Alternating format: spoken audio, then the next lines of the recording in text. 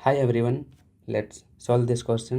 Okay, तो इस question में क्या है, कंसिडर अ 3 डिजिट नंबर। हमें 3 डिजिट का नंबर कंसिडर करना है, ठीक है।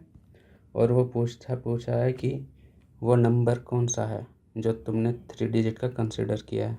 ओके, तो उसके लिए उन्होंने 2 स्टेटमेंट दे दिया है, इन्हें यूज़ करके हमें वो नंबर फाइंड करना है। ओके, और इन ऑप्शन में से कौन सा ऑप्शन हो सकता है करेक्ट, वो चूज़ करना है। ओके, तो पहले हम स्टेटमेंट 1 पे जाएंगे। Okay,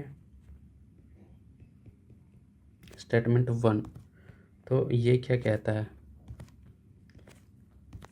the sum of digits okay of the number is equal to the product of digit. तो देखो, मान लो हम कोई नंबर है, उसका डिजिट ले लिए हैं एक्स, वाई एंड जेड।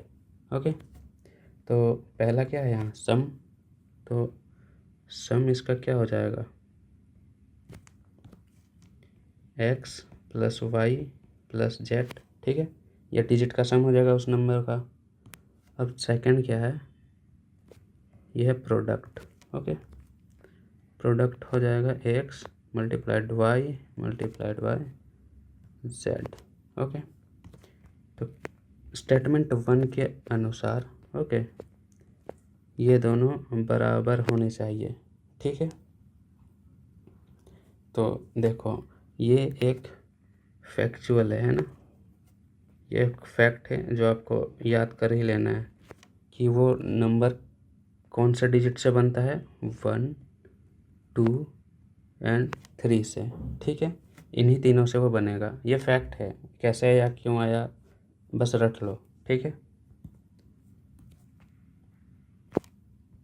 तो इससे कौन कौन से नंबर पॉसिबल हैं, अगर पहले हम एक को कंसिडर करें। ओके, तो उसके बाद क्या आएगा, 2 और 3, उसके बाद एक, ये लास्ट वालों को हम अरेंज कर सकते हैं 3, 2। ओके, सिमिलरली अब 2 को ले लो, 2 के बाद 1, 3, फिर लास्ट 2 को अरेंज कर दो, 2, 3, 1, फिर 3 को ले लो, फिर लास्ट, एक सेकेंड, 3 के बाद 1, 2, फिर इन दोनों को अरेंज कर दो, ठीक है। तो यहाँ आप देखोगे कि हम इन्हीं 3 डिजिट का यूज़ करके कितने नंबर बना सकते हैं, पॉसिबल 6, ठीक है। मगर इस क्वेश्चन के लिए तो एक ही चाहिए था ना, एक ही नंबर होना चाहिए, मगर यहाँ आ गए हमारे 6। तो स्टेटमेंट 1 से हम आंसर नहीं दे सकते। क्लियर है। अब स्टेटमेंट 2 में चलते हैं। ओके,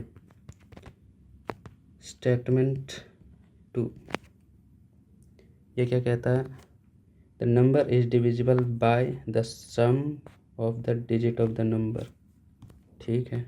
तो देखो, ये सम है, तो सम इसका कितना है, देखो हमने 1, 2, 3 लिया है। ओके, तो ये कितना हो जाएगा, 6। ओके, तो आपको 6 का डिविजिबिलिटी पता होगा या नहीं, पता ही होगा। कब होता है, जब वह नंबर 2 और 3 दोनों से डिवाइड हो जाए, ठीक है।